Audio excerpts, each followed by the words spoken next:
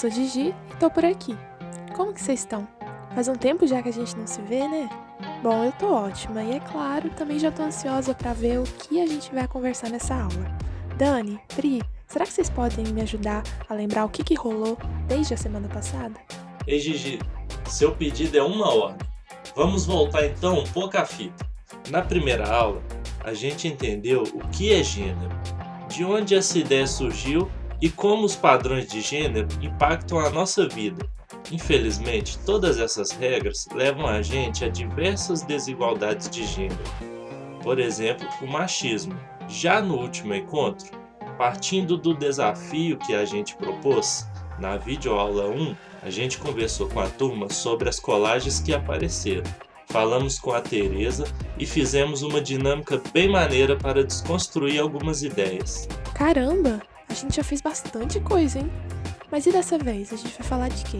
Bom, Gigi, a gente sabe que gênero é muito mais sobre como cada pessoa se define, né? Ou seja, tem a ver com as experiências que você tem ao longo da sua vida e com a forma que você se sente. Pois é, e toda essa ideia tem um nome. Esse nome é identidade de gênero. A identidade de gênero vai muito além da nossa anatomia. Fraga. Ela é sobre a forma como alguém se identifica com o seu corpo, com as suas emoções, com os seus sentimentos e com a forma que ela vê a sociedade em geral. Professora, mas como é que eu descubro a minha identidade? Vou te dar um exemplo. Faz de conta, nós conhecemos uma pessoa chamada Duda. Quando nasceu, Duda foi considerada do gênero feminino ao nascer, devido ao seu sexo biológico também ser o feminino. Só que aí a Duda foi crescendo e começou a não se enxergar dentro daquele gênero, saca? A forma que diziam pra Duda se apresentar pro mundo, ou seja, como uma menina, não expressava exatamente a forma como Duda se sentia, porque Duda não se identificava com a ideia de ser uma menina. A partir daí, Duda começou a se perguntar: então, como é que eu me identifico? Todos esses caminhos de Duda que narramos para vocês representam o processo de reconhecimento da sua identidade de gênero. Por isso, é importante a gente apoiar e incentivar uma pessoa que esteja passando por esse processo ou que já possua o gênero diferente do seu. Afinal, é daquele jeito que a pessoa se sente bem e feliz. No fim das contas, não é isso que realmente importa? Mas a gente tem que ficar só entre esses dois gêneros, professor? Na verdade, não. A gente não fica só entre o gênero feminino e o masculino, não. Por exemplo, tem pessoas que se identificam com o gênero que foi atribuído a elas ao nascer, e outras não. Também existem pessoas que não se enxergam só como homem, só como mulher, ou às vezes até não se identificam com nenhum desses gêneros. É meio confuso tudo isso, né? Mas para resumir, pensa que a regra é não existir uma regra. A principal coisa que a gente precisa ter em mente é que existem infinitas identidades de gênero para além do feminino e do masculino. Ô Dani, Pri, tira mais uma dúvida minha. Dentro desse papo de gênero e tal, quando que entra a parte amorosa? Então, Gigi, quando falamos sobre o assunto do coração, estamos falando de orientação sexual. Podemos resumir o termo em uma palavra: sentimento. Ou seja, orientação sexual. É a forma como você se identifica quando falamos de desejos. Desejos do que você sente, atrações e afeto que sentimos por outras pessoas. Cada um possui a sua própria orientação sexual e, assim como a identidade de gênero, a nossa orientação sexual também influencia o modo como vivemos no mundo. Eu já vi muita gente falando opção sexual ao invés de orientação. Então os dois estão certos? Não, Gigi. Assim como a identidade de gênero, a orientação sexual não é uma opção. A gente escolhe gostar de determinado time, de uma determinada banda, de uma determinada matéria da escola e por aí vai. Mas quando falamos de orientação sexual e identidade de gênero, tem uma diferença.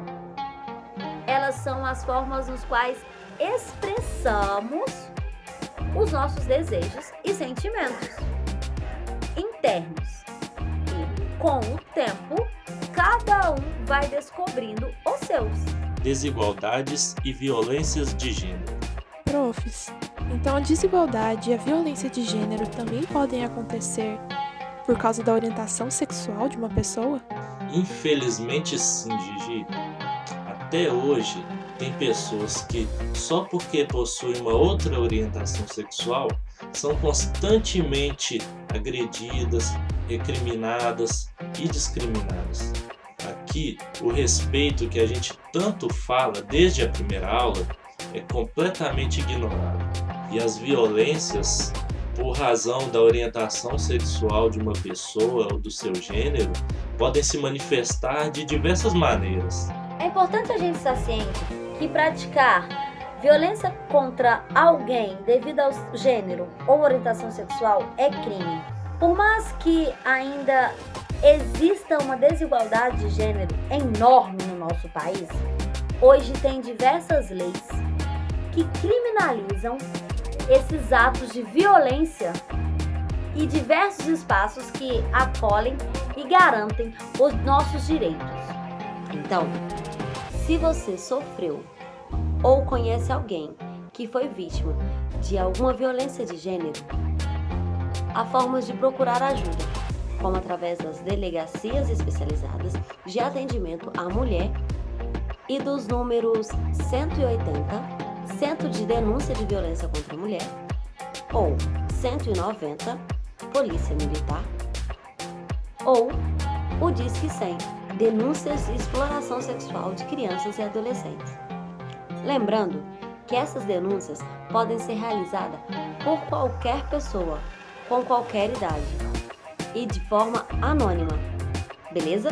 Putz, essa aula também foi cheia de coisa nova para aprender, né? Então bora fazer um resumão do que a gente viu hoje?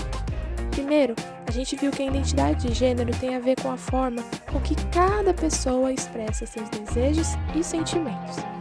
A gente também viu que identidade de gênero não é a mesma coisa que orientação sexual.